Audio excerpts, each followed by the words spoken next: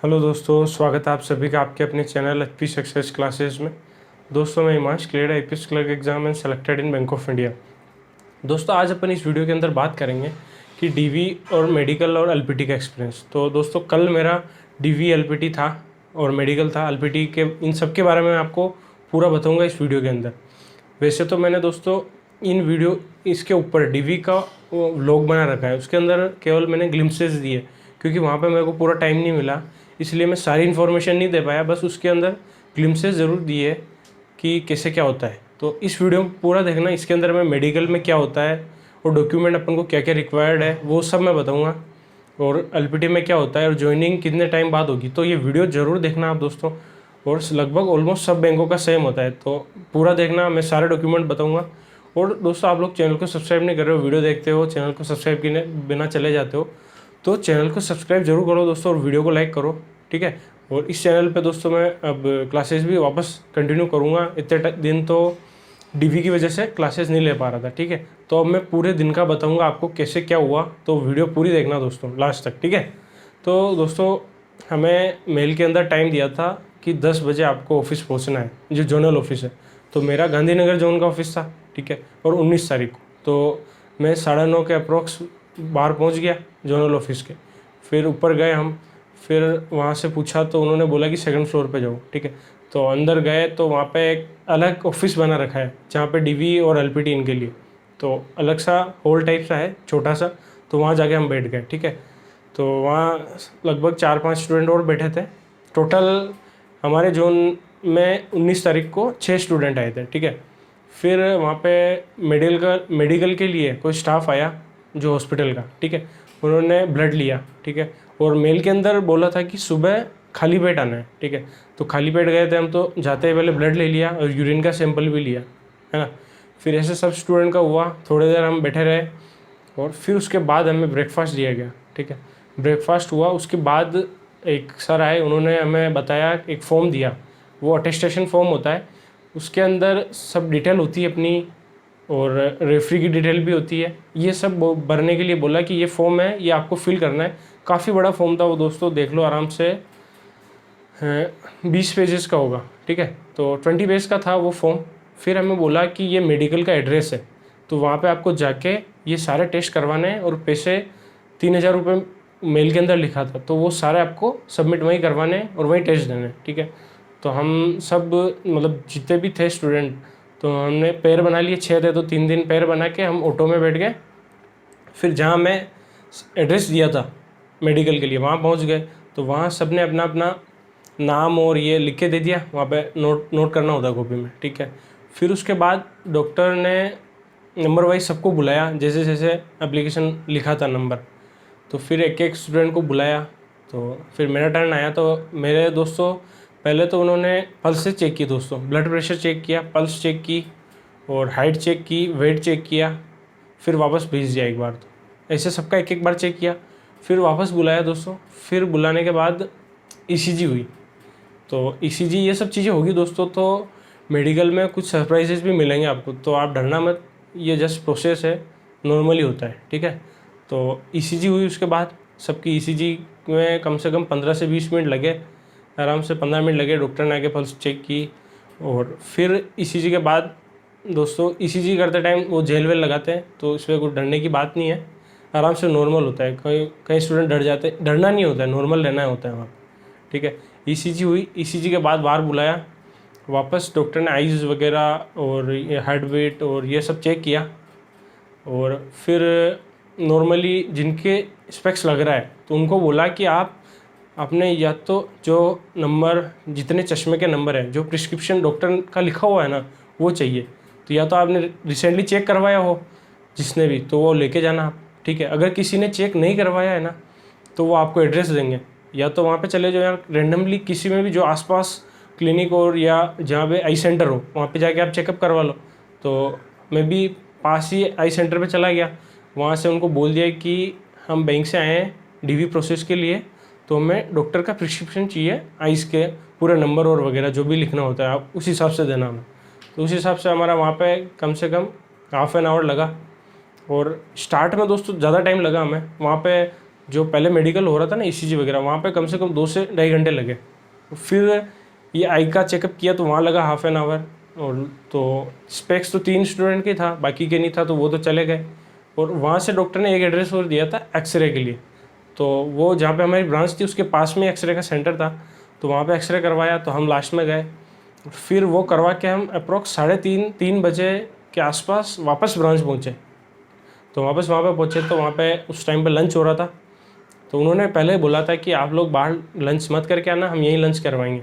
और साथ में अपने अगर फादर जा रहे हैं, मदर जा रहे हैं, जो भी साथ में गार्जियन जा रहा है ना, तो उनको भी वो लंच करवाएंगे, ब्रेकफास्ट भी करवाएंगे, सारी रिस्पॉन्सिबिलिटी उनकी है, तो टेंशन की कोई बात नहीं है। तो उन्होंने लंच करवाया सबका, सबने लंच किया। फिर आई का वेरिफिकेशन हुआ। आई वेरिफिकेशन हुआ, जैसे अपन मेंस देने जाते हैं तो आई वेरिफिकेशन होता है अपना, तो वो वाला आई वेरिफिकेशन हुआ, इरिस टेस्ट हुआ। तो उसमें भी सबका नंबर वाइज हुआ। पहले हो गया था बहुत सारे स्टूडेंट का, तो हम लेट गए तो हमारा बाद में हो गया, ठीक है। वो हुआ, उसके बाद हमने लास्ट में खाना खाया। तो जिन्होंने लंच कर लिया था उनका नंबर वाइज वो DV के लिए बुला रहे थे। तो एक मैम थे और एक सर बैठे थे। और DV के टाइम दोस्तों काफ़ी स्ट्रेस नहीं लेना है अपन को, बहुत ईजी होता है। स्टाफ बहुत ज़्यादा सपोर्टिव है, ऐसा कुछ भी नहीं है, वो हर एक चीज़ का सोल्यूशन बताएंगे। तो आप पहले डरना मत कि होगा क्या नहीं होगा, ये सर्टिफिकेट नहीं है। और एक बात का ध्यान रखना कि वहाँ पे आप दोस्तों अगर आपके कोई डॉक्यूमेंट में कोई कमी भी है ना, तो आप जाके पहले मत बोलना कि सर मेरे ये कमी है। अगर आप पहले बोलोगे ना तो वो फिर मना कर देंगे। ऐसे मना डायरेक्टली नहीं करेंगे, पर वो थोड़ा सा कुछ बहाने बनाएंगे कि नहीं आपने ये गलत करा। आप पहले खुद गलती मत बताओ, वो जब चेक करेंगे तो आप वो खुद बोलेंगे कि आपका ये गलती है, तो फिर आप उनको रीज़न बताओ और फिर वो उसका सोल्यूशन बताएंगे। अगर आप पहले जाके बता दोगे तो वो फिर सोल्यूशन नहीं बताएंगे। तो ये होता है। तो आप जिनका भी DV है सारे बैंकों का अभी तक, PO का, क्लर्क का, तो ध्यान रखना पहले अपनी गलती मत बताना। वो पूछेंगे तब आप एक्सप्लेन करना, रीज़न बताना, झूठ तो मत बोलना, जो भी है क्लियर बताना, फिर वो सोल्यूशन बताएंगे, ठीक है। और तो फिर ऐसे सबका टर्न आता गया। फिर मेरा टर्न आया तो पहले तो उन्होंने कॉपीज़ मांगी। तो सबसे पहले तो दोस्तों मेंस का स्कोर कार्ड मांगते हैं, जिसमें लिखा होता है ना कि आपको ये बैंक अलॉट हुआ है। तो मेंस वाला स्कोर कार्ड ये आप ज़रूर लेके जाना। अगर कि अभी तो वेबसाइट में नहीं अवेलेबल नहीं है दोस्तों, तो आपके पास जो स्क्रीनशॉट होगा, मैंने भी स्क्रीनशॉट का ही प्रिंट निकलवाया, तो उसका प्रिंट निकलवा लेना, आप वो ले लेना।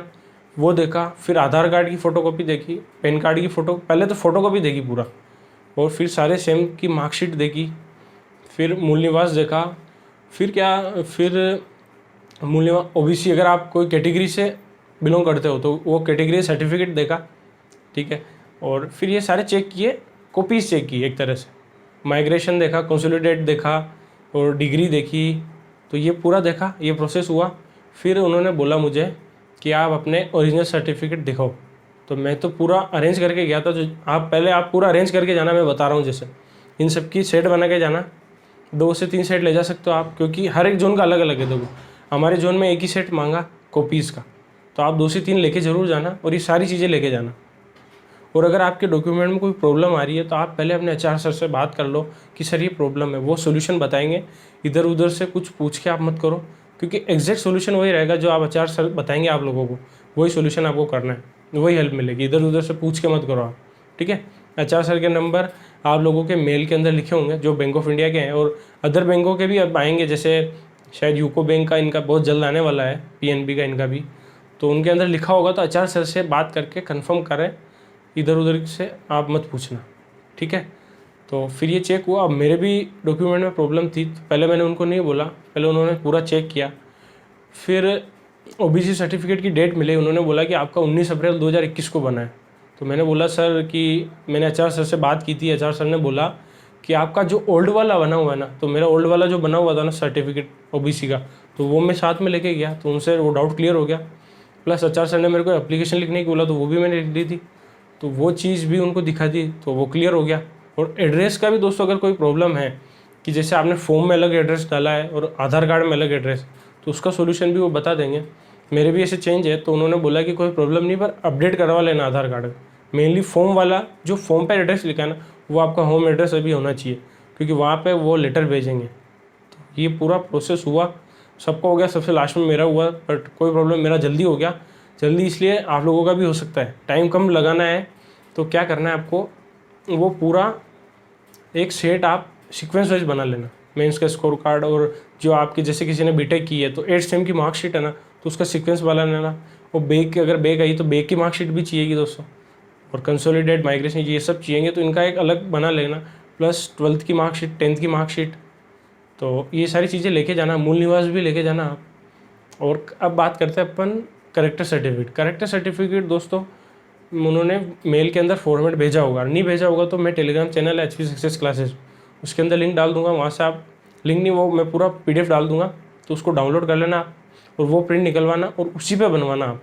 और वैसे तो 3 करेक्टर सर्टिफिकेट मांगे थे, बट वहाँ पे हमसे तो 2 ही लिए, 2 जो मैं गजेटेड ऑफिसर से बनवा के गया। और गजेटेड ऑफिसर दोस्तों जिनसे बनवाओ तो रेफरी की डिटेल सेम नहीं होनी चाहिए। अगर जो गजेटेड ऑफिसर से आपने साइन करवाए और वही रेफरी की डिटेल डाल रहे हो तो ये नहीं चलेगा। और ब्लड रिलेशन नहीं होना चाहिए गजेटेड ऑफिसर में और रेफरी डिटेल में, तो ये ध्यान रखना आप। ये वाली चीज़ हो गई।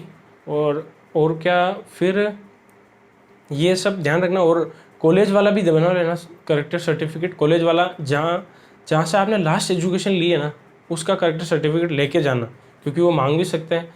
हर एक जोन का अलग अलग होता है, इसलिए आप लेके जाना दोस्तों। और बाकी सारे डॉक्यूमेंट मैंने बता दिए। अब मैं बताता हूँ, अटेस्टेशन फॉर्म भरवाया हमसे, तो वो काफ़ी बड़ा फॉर्म था। उसके अंदर दोस्तों आप यकीन नहीं करोगे, आपको कम से कम 20 से 25 बार अपने घर का एड्रेस लिखना पड़ेगा।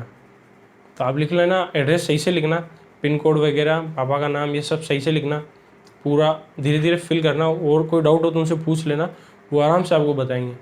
तो इजीली फॉर्म फिल कर देना। उसके हर एक के 3 सेट थे दोस्तों अटेस्टेशन फॉर्म के, मतलब 2 पेपर थे वो सेम था पूरा, उसके 3 सेट थे, उनको सेम फिल करना था।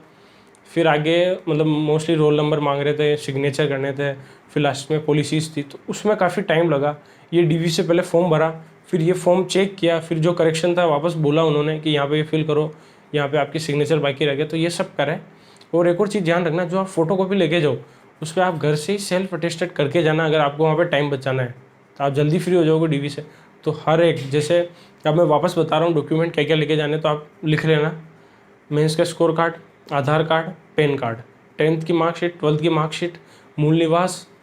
और अगर कोई कैटेगरी के सर्टिफिकेट है तो अगर वो आउटडेटेड है, जो लिमिट दी है डेट की उससे पुराना है, तो पहले HR सर से बात कर लेना, वो सोल्यूशन बताएंगे वो।